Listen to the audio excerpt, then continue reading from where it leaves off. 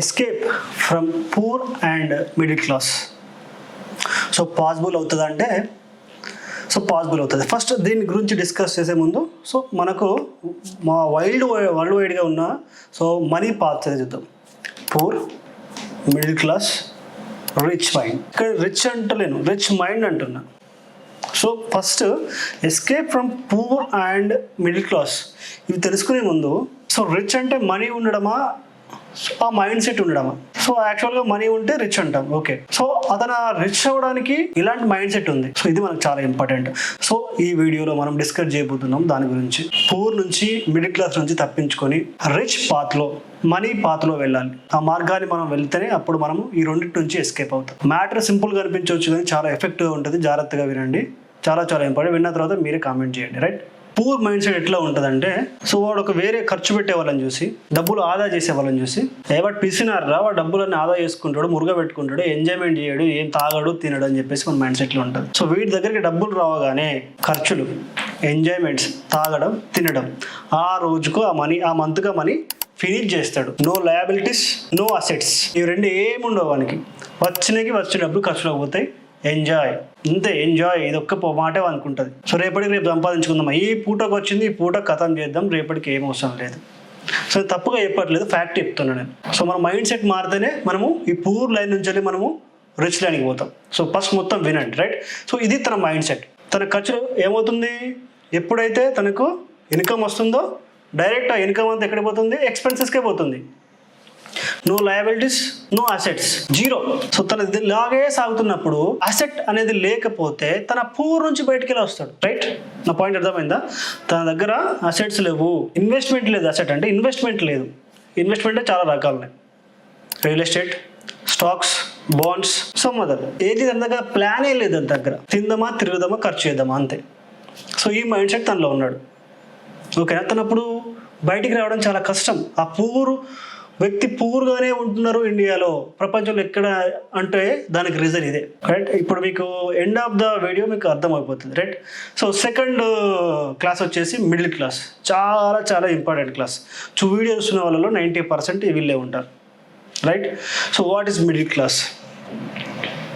ఇటు పూర్ కాదు, అటు రిచ్ కాదు, రైట్? వీళ్ళ మైండ్ సెట్ ఎట్లా, వీళ్ళకి ఎట్లా ఉంటుంది అంటే ఒక 4 బాక్సెస్ తీసుకుందాం మనం, రైట్?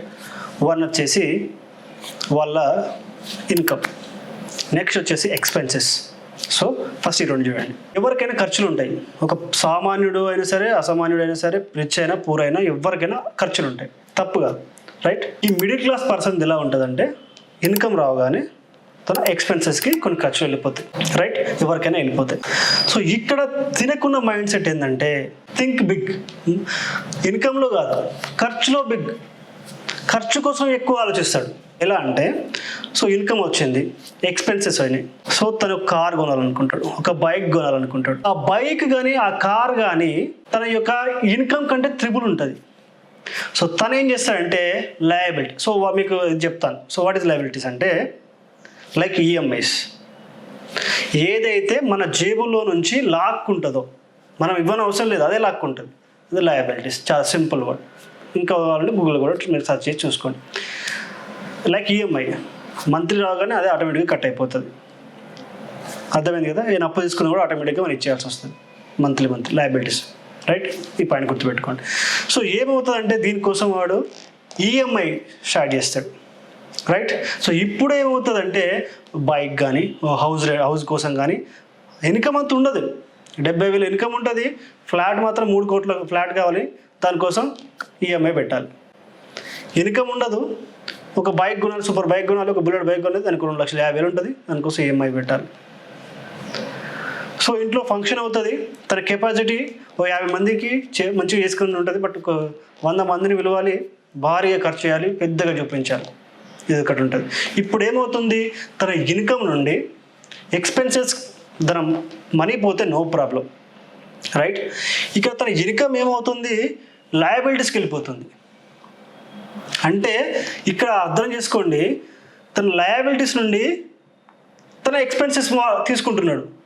అంటే తన ఖర్చులకు కావాల్సిన అమౌంట్ని మళ్ళీ ఇక్కడ తీసుకుంటున్నాడు. దీనివల్ల ఏమవుతుంటే ఈ ఎక్స్పెన్సెస్ ఏదైతే ఇన్కమ్ ఉందో డైరెక్ట్ లయబిలిటీస్కి వెళ్ళిపోతుంది. అంటే తనకు ఇన్కమ్ అనేది అసెట్స్కి పోవట్లేదు. ఇప్పుడు 4 చూసుకోండి, ఇక్కడ 4 బాక్సెస్ చూడండి. ఇన్కమ్, ఎక్స్పెన్సెస్, లయబిలిటీస్ అండ్ ఇక్కడ మనకు చూసుకుంటే అసెట్స్. తన ఇన్కమ్ వచ్చేసి ఫస్ట్లో ఎక్కడికి పోయింది, ఎక్స్పెన్సెస్ పోయింది. ఈ ఎక్స్పెన్సెస్ కోసం పెంచుకుంటూ పోయాడు, ఈఎంఐ కోసం లయబిలిటీస్కి పోయాడు. ఇప్పుడు తన ఇన్కమ్ ఏమైందంటే డైరెక్ట్ లయబిలిటీస్కి పోతుంది. ఈ లయబిలిటీస్ నుంచి మళ్ళీ ఎక్స్పెన్సెస్కి మళ్ళీ తీసుకుంటాడు. అంటే మళ్ళీ తన ఇంటి ఖర్చు కోసం మళ్ళీ ఈఎంఐలు తీసుకుంటున్నాడు. అంటే తన మనీ రొటేషన్ మొత్తం ఈ 3 సర్కిల్స్లోనే జరుగుతూ ఉంది. దెన్ ఆడు పూర్గాడు, అటు రిచ్ అవ్వడు. సో మీకు డౌట్ ఉంటుంది, హోమ్ చిన్న ఎగ్జాంపుల్ చెప్తా. మన సొంత ఇల్లు ఉంది కదా, అది అసెట్ కింద వస్తుందా, లయబిలిటీ కింద వస్తుందా? సో ఇంకో చిన్న వీడియో చెప్తా, ఇది మెల్ల పెట్టుకోండి. నేను ఇప్పుడు వీడియో చేస్తున్నా, ఇది ఒక లయబిలిటీ కిందకి వస్తుందా లేకుంటే ఒక అసెట్ కింద వస్తుందా అంటే దిస్ ఈజ్ అసెట్. ఇది నేను యూట్యూబ్లో పబ్లిష్ చేసినప్పుడు సో యూట్యూబ్ నాకు వస్తుంది, కొంచెం ఇన్కమ్ ఇస్తుంది, లైఫ్ టైం వస్తుంది ఆ ఇన్కమ్ నాకు. సో ఇక్కడ నేను ఒకటేసారి ఖర్చు చేస్తున్నా, నా time, editing, camera, 1 time. So ఈ అసెట్ అనేది నాకు లైఫ్ టైం అమౌంట్ ఇస్తుంది. ఎంత వస్తుంది ఇంపార్టెంట్ కాదు, నాకు లైఫ్ టైం అమౌంట్ వస్తుంది. అదే ఇప్పుడు ఒక ఇల్లు తీసుకుంటే, ఓన్ హౌస్ తీసుకుంటే దానికోసం మీకు ఖర్చు పెట్టాల్సి ఉంటుంది, దానికోసమే మీరు అన్నీ చేయాల్సి ఉంటుంది. అది మనకి ఏ ఒక్క రూపాయి కూడా ఇవ్వదు. సో అర్థమైంది కదా లయబిలిటీస్ అండ్ అసెట్కి. సో ఇది మనకు మిడిల్ క్లాస్కు వాళ్ళు పడే స్ట్రగుల్ అన్నమాట. సో మనీ అందరికీ ఇంపార్టెంట్, బట్ తనకు చేయాలనే మైండ్ సెట్ తనకు రావడం లేదు. కాబట్టి తన మైండ్లో ఏదైతే ఇన్కమ్ ఉందో అది అసెట్కి పోవట్లేదు. ఆ ఇన్కమ్ అంతా దేనికి పోతుంది, ఖర్చులకే పోతుంది, లయబిలిటీకే పోతుంది. ఈ ఖర్చుల కోసం మళ్ళీ లయబిలిటీలోకి జంప్ అవుతున్నాడు, తీసుకుపోయి మళ్ళీ అక్కడ పెడుతున్నాడు. సో నెక్స్ట్ మంత్ శాలరీ రాగానే ఇన్కమ్ మొత్తం డైరెక్ట్ లయబిలిటీకి పోతుంది. సో లయబిలిటీలకు అమౌంట్ అంతా పోయింది కాబట్టి మళ్ళీ ఖర్చుల కోసం లయబిలిటీలు తీసుకుంటున్నాడు, మళ్ళీ తీసుకుపోయి ఇంట్లో పెడుతున్నాడు. సో అప్పుడు తను ఏదైతే మిడిల్ క్లాస్ ఉన్నాడో ఆ లైన్ దాటలేకపోతున్నాడు. కరెక్ట్. సో ఇప్పుడు లాస్ట్ వన్ రిచ్. సో వీళ్ళ గురించి మాట్లాడుకుందాం. తను కూడా ఒక కామన్ మ్యాన్, మళ్ళీ తనకు డబ్బు వేసుకుందాం. Income, expenses. ఎవరికైనా ఇన్కమ్ అండ్ ఎక్స్పెన్సెస్ కంపల్సరీ ఉంటాయి. వచ్చింది ఇన్కమ్, ఎక్స్పెన్సెస్ కొత్త పోయింది, రైట్. సో తను మైండ్ సెట్ ఎట్లా ఉంటుందంటే తన ఎక్స్పెన్సెస్ పోగా మిగతా అమౌంట్ వచ్చేసి అసెట్స్లోకి పోతుంది. Like investment, bonds, real estate, stocks. So ఇక్కడ ఈ పాయింట్, ఈ 3 బాక్సెస్ పెట్టుకోండి, గుర్తుపెట్టుకోండి. తన ఇన్కమ్ ఏమైంది, ఎక్స్పెన్సెస్ కొంత పోయింది, డైరెక్ట్ లయబిలిటీ మిస్ చేసేసిండు, ఇన్వెస్ట్మెంట్లోకి వచ్చిండు, అంటే అసెట్లోకి వచ్చిండు. ఇన్వెస్ట్మెంట్, ఈ ఇన్వెస్ట్మెంట్లో పెట్టడం వల్ల తనకి మళ్ళీ ఇంకొంత ఇన్కమ్ వస్తుంది.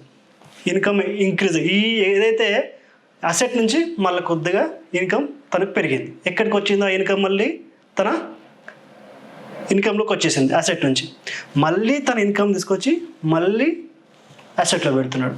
ఈ అసెట్ ఇంకా పెరుగుతుంది, దాన్ని తీసుకొచ్చి మళ్ళీ తన ఇన్కమ్లోకి, అది ఇన్కమ్లో పెరుగుతుంది. అంటే చెప్తా, ఎగ్జాంపుల్ చెప్తా. 1,00,000 రూపాయలు సంపాదిస్తున్నాడు, ఎగ్జాంపుల్ అనుకుందాం. 50,000 ఖర్చు పోతున్నాయి, 50,000 ఇన్వెస్ట్మెంట్ పెడుతున్నాడు. ఈ 50,000 వల్ల తనకు 5,000 ప్రాఫిట్ వచ్చింది. ఇన్కమ్ అసెట్లో పెట్టడం వల్ల ఈ 5,000 తనకు 1,05,000 అవుతుంది, గుర్తుపెట్టుకోండి. సో ఈ 1,05,000కి వెళ్ళి మళ్ళీ దాన్ని ఏం చేశాడంటే ఒక 60,000 తీసుకొచ్చి మళ్ళీ అసెట్లో పెట్టండి. ఈ 60,000 70,000 అవుతుంది. ఇలా ఇలా ఇలా ఇలా ఈ మైండ్ సెట్తో తను ఉండడం వల్ల తను ఒక రోజు చూసుకునేసరికి కోటీశ్వరుడు అవుతున్నాడు.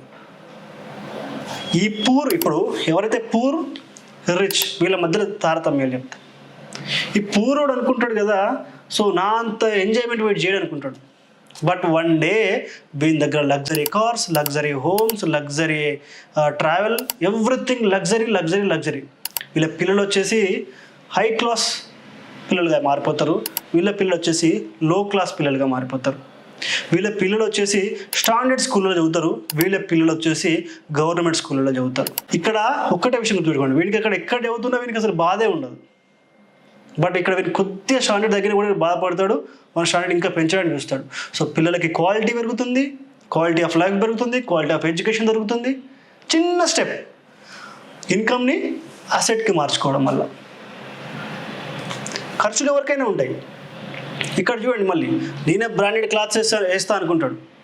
బట్ ఒక రోజుకి ఎవరైతే ఈ రిచ్ లైన్ దాటి ముందుకు వెళ్ళిపోయిన పర్సన్ ఉంటాడో వాడు కొనే బట్టలు ఉంటాయి కదా, ఆ బట్టల కాస్ట్ కూడా కాదు, ఈ పూర్ వ్యక్తి ఇన్కమ్.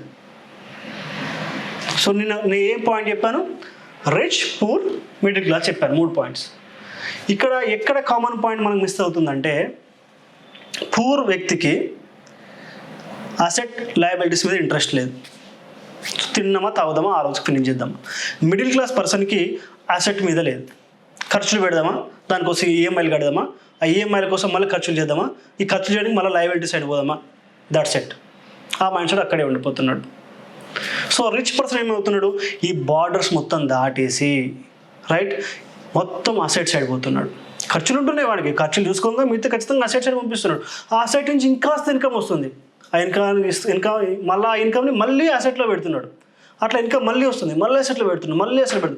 అందుకే ఒక పాయింట్ గుర్తుపెట్టుకోండి, పేదవాడు పేదవాళ్ళలాగానే ఉండిపోతున్నాడు అంటే కారణం ఇదే, ఇంకా ధనవంతుడు అవుతుంటే కారణం ఇదే.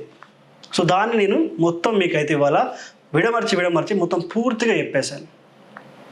సో నేనేమో ఒక నోబెల్ ప్రదేశం ఆర్థిక శాస్త్రవేత్తనేం కాదు, బట్ ఒక కామన్ మ్యాన్ని, ఒక పొజిషన్ నుంచి వచ్చిన వ్యక్తిని, చూసిన వ్యక్తిని కాబట్టి నా అనుభవాలు, నేను చదివిన పుస్తకాలు ఇవన్నీ కలిపి మీకైతే సో దీన్ని 3 పార్ట్లుగా చేసి అయితే మీకు చెప్పాను. సో ఇప్పుడు మీరు డిసైడ్ అవ్వండి, మీరు ఏ విషయాన్ని నుంచి బయటపడితే ధనవంతులు అవుతారో ఆ విషయం నుంచి బయటపడండి. చాలా సింపుల్గా చెప్పాను. ఎప్పుడైతే ఇన్కమ్ వస్తుందో, ఇన్కమ్, ఎక్స్పెన్సెస్, లయబిలిటీస్ ఈ మూడిట్లో కాకుండా ఎక్స్పెన్సెస్ పెట్టుకుంటూ ఖచ్చితంగా ఎక్స్పెన్సెస్ ఉంటాయి.